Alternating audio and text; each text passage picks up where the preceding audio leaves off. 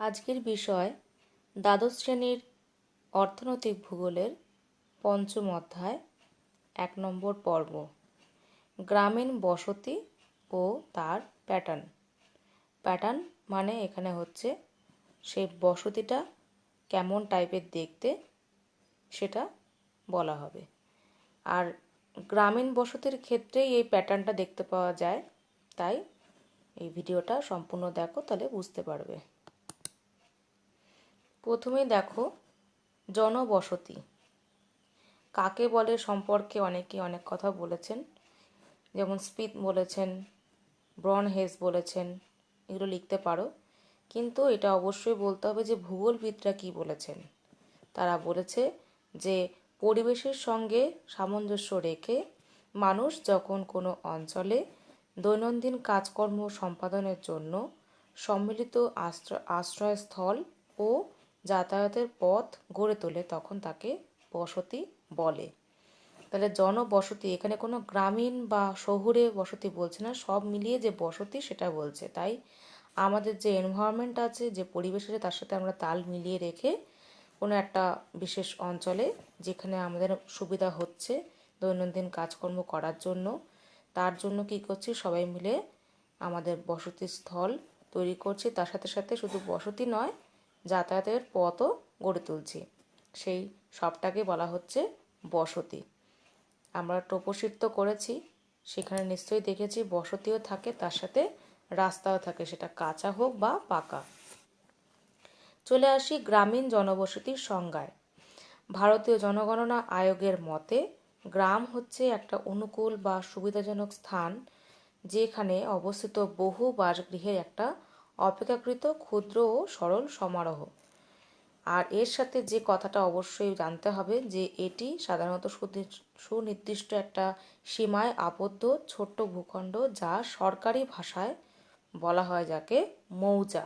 গ্রাম তো নর্মাল কথায় আমরা বলি গ্রাম, গ্রামের বাড়ি, গ্রামের ঘর, সব কিছু, কিন্তু সরকারি ভাষায় যাকে বলা হচ্ছে মৌজা। ঠিক আছে। আর ভারতীয় আদমশুমারি বা সেন্সাস এই অনুযায়ী একটা জনবসতি কী কী লক্ষণ থাকলে তাকে বলা হবে গ্রামীণ জনবসতি সেটা দেখে নেব। 1. জনসংখ্যা সেখানে হতে হবে 5,000 জনের কম। 2. জনসংখ্যার ঘনত্ব প্রতি বর্গ কিলোমিটারে হতে হবে 400 জনেরও কম, এবং পুরুষ কর্মীর 75% কৃষি ও অন্যান্য কাজে নিযুক্ত থাকতে হবে। ঠিক আছে, তার মানে 75% পুরুষ কর্মীকে হতে হবে কৃষি এবং সংশ্লিষ্ট কাজে নিযুক্ত। বাকি 25% আদার্স কোনো কাজে নিযুক্ত থাকলেও হবে, কিন্তু 75%কে কৃষিতে থাকতে হবে, তবে বলা যাবে সেটা একটা গ্রামীণ জনবসতির অংশ। জনসংখ্যাও দেখতে পাচ্ছ, আর পার স্কোয়ার কিলোমিটারে কতজন করে থাকবে সেটাও বুঝতে পারছো।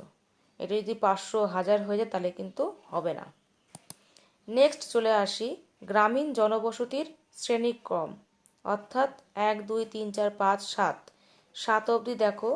খুব বড় গ্রাম, ছোট গ্রাম কীভাবে কী সাজানো হয়েছে সেটা দেখবে। তার সাথে সাথে তাদের অধিবাসীর সংখ্যা কতজন থাকলে তবে তাকে বলা হবে খুব বড় গ্রাম, এবং কতজন থাকলে বলা হবে মধ্যম মাঝারি গ্রাম, সবটা। অর্থাৎ এই চারটাকে খাতাস্থ করতে হবে, মুখস্থ করতে হবে এবং পরীক্ষার হলে খাতায় লিখতে হবে। চলে আসি গ্রামীণ জনবসতি অর্থাৎ রুরাল সেটেলমেন্ট যাকে বলা হয় ইংলিশে, তাকে দুটো ভাগে ভাগ করা হচ্ছে। একটা হচ্ছে গোষ্ঠীবদ্ধ, একটা হচ্ছে বিক্ষিপ্ত।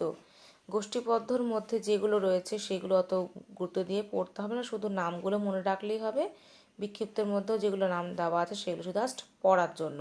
মেনলি আমরা গোষ্ঠীবদ্ধ আর বিক্ষিপ্তটাকে ডিটেলসে জানবো, কিন্তু এই ছকটা দিতে হবে। দেন চলে আসছি গোষ্ঠীবদ্ধ জনবসতির সংজ্ঞাতে। মানুষ নিজের প্রয়োজনে যখন একসঙ্গে একটা নির্দিষ্ট স্থানে বসতি গড়ে তুলবে, অর্থাৎ একই রকম একটা প্রাকৃতিক পরিবেশ, সেখানে হ্যামলেট বা পাড়াগুলো বাড়তে বাড়তে একটা সংঘবদ্ধ বসতিতে পরিণত হয়, তাকে বলা হচ্ছে গোষ্ঠীবদ্ধ। ঠিক আছে, এখানে অনেকগুলো কথা লিখেছে, সেগুলো বৈশিষ্ট্যের মধ্যেই পড়বে। তাও দেখি কি বলছে। প্রাকৃতিক, অর্থনৈতিক, সামাজিক উপাদানগুলির গুণগত মানের স্থানিক পরিবর্তনের কারণে গোষ্ঠীবদ্ধগুলো কখনো এককেন্দ্রিক হয়, কখনো দ্বিকেন্দ্রিক হয়, কখনো বহুকেন্দ্রিক হয়। এই এককেন্দ্রিক দ্বিকেন্দ্রিক মানেটা কি একটু হালকা করে বলছি। এককেন্দ্রিক ধরো কোনো একটা গ্রামের মাঝে মন্দির আছে এবং সেখানে মন্দিরের আশপাশ দিয়ে লোকজনের বসতি বেশি যদি হয় তাহলে সেটা বলা যাবে এককেন্দ্রিক।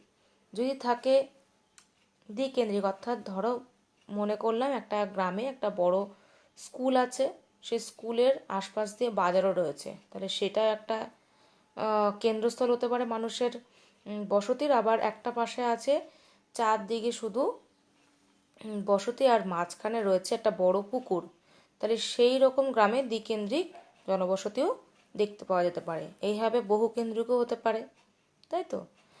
আচ্ছা দেখি তাহলে বাকি কথা কী সব লিখেছে, অত না জানলেও হবে। এইখানে এটা বলতে হবে যে হিমালয় পার্বত্য অঞ্চলের কুলু উপত্যকায় গোষ্ঠীগত জনবসতি গড়ে উঠেছে। এরকম জনবসতি ভারতের অন্যান্য জায়গাতেও গড়ে উঠেছে, কিন্তু যেহেতু গ্রামীণ কথাটা বলতে হবে তাই এটা বললে ভালো হয়। এটার স্যাটেলাইট ইমেজারিও আছে, ওই জন্যই লেখা হয়েছে।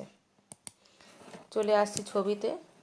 পাহাড়ি এলাকাতে দেখো কীভাবে রয়েছে উপত্যকার মধ্যে জনবসতিগুলো একদম ঘিঞ্জিভাবে, ঠিক আছে।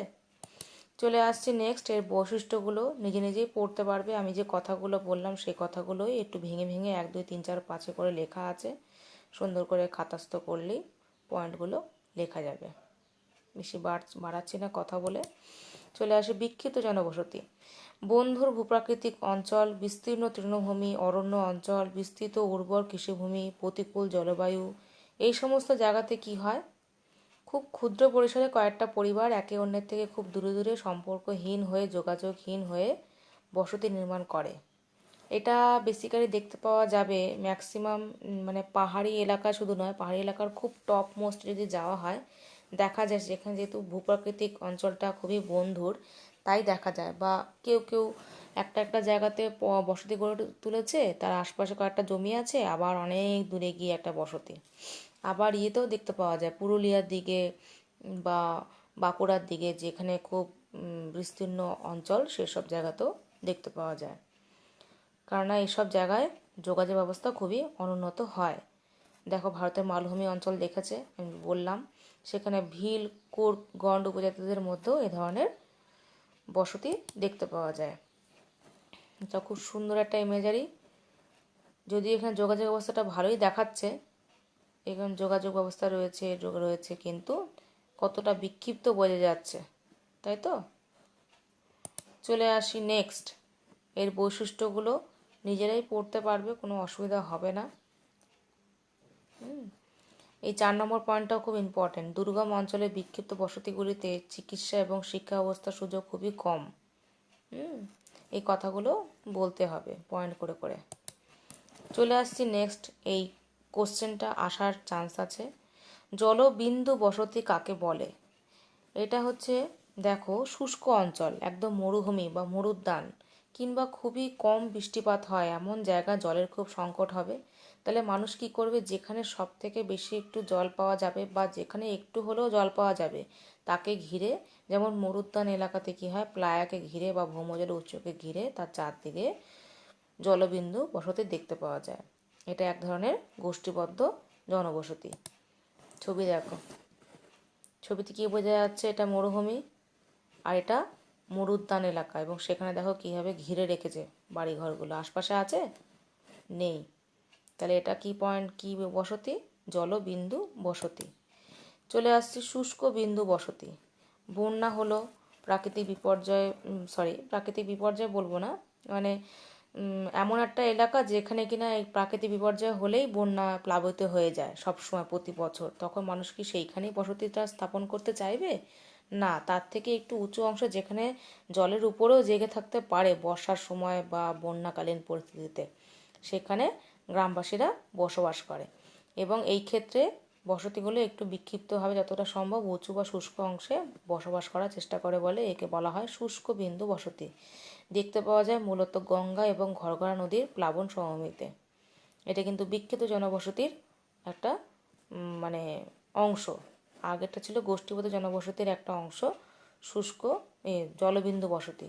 তার মানে যেখানে জল থাকবে সেখানে জলবিন্দু, আর যেখানে শুকনো থাকবে জল সহজে হাত পাবে না, মানে বর্ষাকালেও বা বন্যাকালেও বর্ষায় সেই জল বা বৃষ্টির জল অত অবধি পৌঁছাবে না, সেসব জায়গায় তৈরি হচ্ছে শুষ্ক বিন্দু বসতি। ছবি দেখি, ছবিটা স্পষ্ট। এখানে জলাভূমিটা খুব বেশি, তোমার এখানে সবসময় জল জল থাকে বা জলের পরিমাণটা বেশি। এই দূরে দূরে মানুষ রয়েছে, ছাড়া ছাড়া ছাড়া ছাড়াভাবে মানুষ বসতি স্থাপন করেছে এই জায়গাগুলো তুলনামূলকভাবে শুকনো থাকে বলে। চলে আসছি সেই গ্রামীণ জনবসতির ধাঁচ বা প্যাটার্ন। ঠিক আছে, এই ওয়াইজ অনেকগুলো ক্লাসিফিকেশন করা হয়েছে, প্রত্যেকটা ভালো করে শোনো, কেননা শোনার সাথে সাথে আঁকাগুলো খুব ইম্পর্টেন্ট। আঁকতেই হবে, আঁকা না আঁকলে কোনো নম্বর পাওয়া যাবে না। যেভাবে ব্ল্যাক অ্যান্ড হোয়াইটে আঁকা আছে সেইভাবেই আঁকবে, শুধু বক্সগুলোকে যে ডিপ ডিপ গাঢ় গাঢ় করা হয়েছে সেগুলো শুধু করবে না পরীক্ষার হলে, তাহলেই আঁকা কমপ্লিট, লেখা কমপ্লিট, সুন্দর নম্বর পাওয়া যাবে। চলে আসছি প্রথমটাতে, আয়তকার জনবসতি। আয়তকার কথার মধ্যেই কিন্তু মানেটা লুকিয়ে আছে। যেমন দেখো, এই যে আয়তকার, আয়তকার, এই যে আয়তকার কীভাবে তৈরি হচ্ছে দেখি। এইরূপ মানে বসতি হওয়ার কারণ কি? কৃষিজমির আয়তক্ষেত্রিক বন্টন।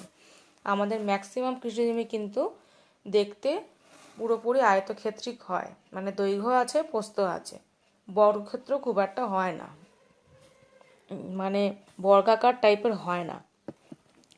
তাই সেক্ষেত্রে অনেকগুলো বসতি একই সঙ্গে সারিবদ্ধভাবে বাড়িঘর তৈরি করতে পারে, সেক্ষেত্রে এরকম দেখা যায়। উদাহরণ দেখি কি দিয়েছে। ছোটনাগপুর অঞ্চলে আদিবাসীদের কুসংস্কার আছে যে বর্গাকার বাড়িঘর নির্মাণ করলে নাকি গৃহস্থের অকল্যাণ হয়। ভালো কথা, তাই তারা আয়তাকার গৃহ নির্মাণে বেশি উৎসাহী। এইভাবে আশপাশের গ্রামগুলো, এডাল, প্রতাপপুর, এসব জায়গাগুলোর বসতি গড়ে উঠেছে। চলে আসছি বর্গাকার। আয়তাকার বসতিরই প্রাথমিক রূপ, মানে প্রথমে তো মানুষ চার রাস্তার মোড়ে এদিকে ওদিকে সেদিকে বসতি গড়ে তুলবে, আস্তে আস্তে সেটা ডেভেলপ করলেই এখান থেকে যদি একটা দুটো, এখানে একটা দুটো তিনটে যদি তৈরি হয়, তাহলে কিন্তু এটা হয় গোল হবে, নয় আয়তকার হয়ে যাবে, তাই তো? তাই জন্য দেখো লিখেছে বসতিটা বর্ধিত হয়ে আয়তকার বসতিতে পরিণত হয়।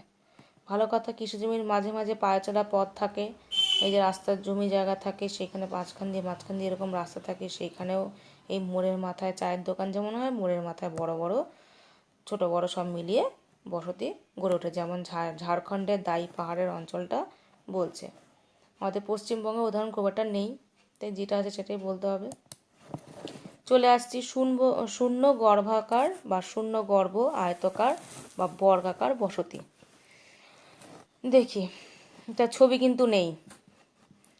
দেখো কি বলছে, বর্গাকার বা আয়তকার জনবসতির মাঝে যদি কোনো চৌকো জলাশয় থাকে, এটা তো আমাদের এদিক ওদিক সব জায়গায় দেখা যায়। মন্দির থাকে যদি, মসজিদ থাকে যদি, তাহলে সেসব জায়গার বা অনুষ্ঠান, সাংস্কৃতিক ধরো অনুষ্ঠান হয়, সেসব জায়গায় সংরক্ষিত জায়গা থাকলে শূন্য গর্ভ বর্গাকার আয়তাকার বসতি গড়ে ওঠে। ঠিক আছে, ভালো কথা। চলে আসছি দাবার ছকের আকারে জনবসতি। এই যে দাবার ছক দেখা যাচ্ছে, আর এগুলো কিন্তু কন্ট্রোল লাইন, এই যে বেঁকা বেঁকা বেঁকা বেঁকাগুলো, আর এইভাবে বসতিগুলো গড়ে উঠছে। কেন গড়ে উঠছে দেখি। বড় ধরনের আয়তকার জনবসতির বিশেষ রূপই হলো দাবার ছক, অর্থাৎ এইগুলো এককালে ছিল আয়তকারে, যে একটা ছোটো ছোটো ছোটো ছোটো যদি আয়তকার বক্স তৈরি ছিল, পরবর্তীকালে এত বড় এক্সপ্যানশন হয়েছে যে এর একটা বড় আয়তকার হয়ে গেছে মনে হচ্ছে, তাই না? তাই দেখে মনে হচ্ছে না দাবার ছকের আকারের জনবসতি। সিংভূম জেলায় দেখতে পাওয়া যায় যদুগড়াতে এরকম চেস বোর্ড প্যাটার্নের জনবসতি। মনে রাখতে হবে আমরা যেগুলো পড়ছি সবই কিন্তু গ্রামীণ জনবসতির প্যাটার্ন, শহরের নয়, তাহলে আর এই ফাঁকা জায়গাগুলো আর ফাঁকা থাকতো না, সব জায়গা বাড়িঘর হয়ে যেত। আচ্ছা, এইটা ছবিটা এখানে রয়েছে, চিত্রটার ব্যাখ্যাটা পরের পাতায় রয়েছে। এটা হচ্ছে বৃত্তাকার প্যাটার্ন, যখন চারদিক থেকে আস্তে আস্তে জয়েন করছে তাকে ঘিরে এইভাবে গোল করে সার্কুলেটভাবে বৃত্তাকার জনবসতি গড়ে উঠছে। যদি কোনো মন্দির থেকে, মসজিদ থেকে, পুকুর থাকে, বা তাকে আকর্ষণ করে যদি চারদিকে কেন্দ্রীয় অবস্থানে কাঁচা পাকা রাস্তা এসে মিলিত হয়, সেক্ষেত্রে যাতায়াতের সুবিধা হয় বলে বৃত্তাকারভাবে বসতি গড়ে উঠেছে। যেমন ছোটনাগপুরের মালভূমির ধানওয়াড়া থেকে এই স্যাটেলাইট ইমেজেরি পাওয়া গেছে বলে সেই ছবিটা বলা হচ্ছে এখানে। চলে আসি হাফ প্যাটার্ন, মানে হাফ সার্কেলের যে প্যাটার্ন সেটা। একে অনেক সময় বলা হচ্ছে ফ্যান প্যাটার্ন। যদি দেখা যায় যে নদীর পাড়ে ফেরিঘাটের কাছে যেখানে সড়ক পথ আর পায়ে চলা পথ এসে মিলিত হচ্ছে, সেখানে এরকম অর্ধবৃত্তাকার জনবসতি গড়ে উঠতে পারে। ঠিক আছে, চলে আসছি তারকাকার বসতি। তারকাকৃতি মানে কি দেখি কি বলছে। বৃত্তাকার বসতি যখন পায়ে চলা পথ এবং অন্যান্য সড়ক পথ বরাবর বিভিন্ন দিকে বিস্তৃত হয়, তার মানে আগে যে চিত্রটা দেখলাম বৃত্তাকার বসতি, ওটা যদি আরও যদি সরে সরে আরও যদি লম্বা লম্বা হয়ে যায়, তা মানে কি বলবো স্টার প্যাটার্নের মতো, তখন বলা হবে তারকাকৃতি। যেমন উত্তর পশ্চিম ইউরোপ, ইয়াংশি কিয়াং সমভূমি, পাকিস্তানের পাঞ্জাব প্রদেশে এসব দেখতে পাওয়া যায়। চলে আসি ত্রিভুজাকৃতি বসতি। সবকটা ছবি আছে, পরে একটু দেখব। নদীর সঙ্গম স্থলে সাধারণত ত্রিভুজাকৃতি জনবসতি গড়ে ওঠে। ঘরবাড়ির বিন্যাস সম্প্রসারণ মূলত নদীর অবস্থানের দ্বারাই নিয়ন্ত্রিত হয়। ঠিক আছে, এক্ষেত্রে দেখা যায় যে নদীর যে ঊর্ধ্বগতির দিকে বিস্তৃত হতে থাকলে বসতির আকারটাও ত্রিভুজ আকার ধারণ করে। আচ্ছা, আমরা এই দুটো জিনিস পরে দেখছি, অসুবিধা নেই, ছবি আছে। চলে আসছি নীহারিকা বসতিতে। ছবিটা খুব সুন্দর, রাস্তা এরকম গোল গোল মটনের মতো ঘুরছে, বসতিগুলো এরকম গোল গোল বসতির মূলো, পুরো দেখতে বোঝা যাচ্ছে যে এটা একটা নীহারিকা বা নিবুলা। আমরা ছোটবেলা পড়েছি নীহারিকা, কুণ্ডলীর আকারে বিন্যস্ত হচ্ছে, মনে হচ্ছে যেন সাপ পেঁচিয়ে বসে আছে।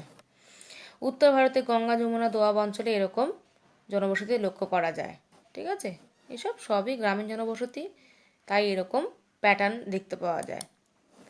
চলে আসছি রৈখিক বসতি। এটা খুব ইম্পর্টেন্ট, মানে গোষ্ঠীবদ্ধ বিক্ষিপ্ত, তারপরেও এই রৈখিকটা কিন্তু খুব ইম্পর্টেন্ট আলাদা করে।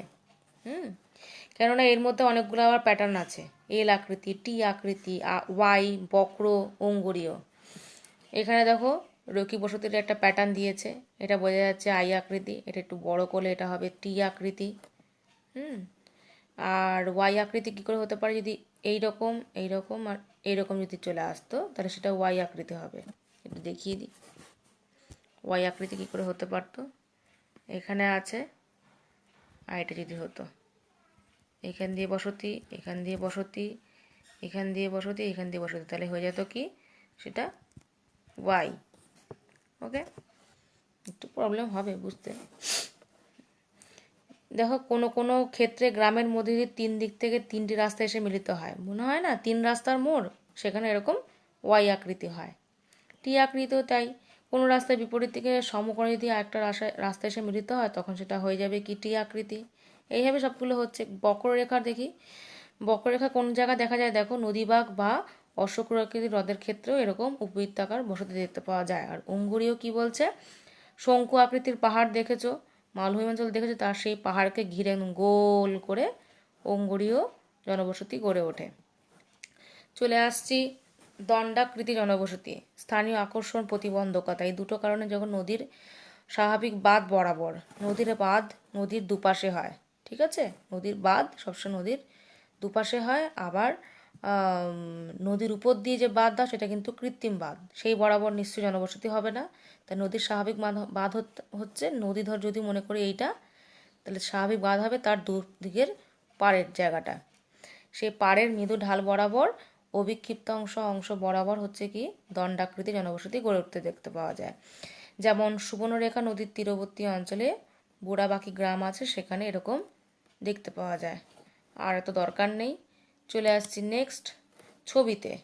একদম সুন্দর বোঝা যাচ্ছে এটা কি হতে পারে, এটা হলো ত্রিভুজাকৃতি। আমি বললাম না ছবিগুলো আছে, এটা কি মনে হচ্ছে, বৃত্তাকার, তাই তো, একদম চারদিকে বিস্তৃতি লাভ করেছে।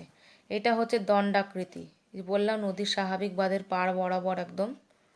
আর এটা সেই অশ্বক্ষুরাকৃতির হ্রদ, এবং তার চারদিকে এইভাবে কি গড়ে উঠেছে, হাফ সার্কেলের মতো গড়ে উঠেছে বসতিগুলো। এবার চলে আসছি অ্যাকচুয়াল ইমেজারিতে, কেননা এইগুলো স্যাটেলাইট ইমেজারিতে দেখতে পাওয়া যায় আর এইগুলো টোপোশিটে দেখতে পাওয়া যায়। বিক্ষিপ্ত বসতি এইভাবে আঁকবে, খুব সুন্দর লাগবে। যদি পেন ইউজ করা যায় তো খুব ভালো হয়, পেন্সিল ইউজ করলেও এইভাবে দেখাতে হবে। এটা রৈখিক বসতি, এটাও খুব সুন্দর বোঝা যাচ্ছে, যদিও এইগুলো কিন্তু নদী নয় ভাই, এগুলো কিন্তু সমোন্নতি রেখা। আর এই যে দেখা যাচ্ছে গাছের পাতার মতো মনে হচ্ছে, এগুলো কিন্তু নদী। ঠিক আছে, এটা একদম টোপোস্টিট থেকে তোলা ছবি, মানে বইয়ের ছবি। চলে আসছি গোষ্ঠীবদ্ধ জনবসতিতে। দেখতে পাচ্ছ কীভাবে গোষ্ঠীবদ্ধগুলো গড়ে উঠেছে। এটা দেখো স্টার প্যাটার্নের পুরো, ছোটোবেলা স্টার আঁকতাম না, জিগ জ্যাগ জু, সেই স্টার প্যাটার্নের জনবসতি। এটা বৃত্তাকার, মাঝে এরকম পাহাড় আছে এবং তার চারদিকে বৃত্তাকার বসতি। এটা না ভুল মনে হচ্ছে, না ঠিকই আছে, শুধু এটা এটা লেখা আছে 100, এটা হবে 1000 মিটার, কেননা মাঝে হচ্ছে উঁচু 1000 মিটার, তারপরে 900, 800, 700, এটা শুধু 1000 মিটার হবে। আঁকার সময় এটা ঠিক করতে হবে। আর এটা হচ্ছে অর্ধবৃত্তাকার জনবসতি। এই যে নদীটা বাঁক নিয়েছে এখানে, তা নদীর বাঁক বরাবর এটাও অর্ধবৃত্ত হয়ে গেছে। প্রতিটা ছবি ইম্পর্টেন্ট এবং প্রতিটা ছবি আঁকতে হইব, নাহলে কোনো কাজ হইব না। এবার লাস্টে দিয়ে দিলাম একটা বড়সড় কাজ। সেই কাজটা হচ্ছে গোষ্ঠীবদ্ধ এবং বিক্ষিপ্ত জনবসতি গড়ে ওঠার পেছনে কী কী প্রাকৃতিক কারণ, কী কী অপ্রাকৃতিক কারণগুলো আছে সেগুলো বিশ্লেষণ করো। মানে গোষ্ঠীবদ্ধ প্রাকৃতিক অপ্রাকৃতিক, বিক্ষিপ্ত প্রাকৃতিক অপ্রাকৃতিক বলতে হবে। চলে আসবো নেক্সট, ভারতের গ্রামীণ জনবসতির বিন্যাস ম্যাপের মাধ্যমে প্রকাশ করো। অর্থাৎ ভারতের একটা মানচিত্র আঁকবে এবং উত্তর ভারত, দক্ষিণ ভারত, তারপরে উপকূলবর্তী অঞ্চল কোথায় কী কীভাবে আছে, উত্তর ভারত দক্ষিণ ভারত না ঠিক, মানে পার্বত্য অঞ্চল, মালভূমি অঞ্চল, সমভূমি অঞ্চল, উপকূলীয় অঞ্চল, সে ভূপ্রাকৃতিক বিভাগ ছিল না, ওই ওয়াইজ ভারতের ম্যাপটা এঁকে গ্রামীণ জনবসতি কেমন কী কোথায় কী আছে সেটা বলতে হবে। আর 3 নম্বরটা হচ্ছে গ্রামীণ বসতির যে প্যাটার্নগুলো আমি পড়ালাম সেগুলোকে আঁকতে হবে, এখানে প্র্যাকটিস করতেই হবে, নাহলে পরীক্ষা হলে লেখা যাবে না। আর কথা বলছি না, ইতি গজ।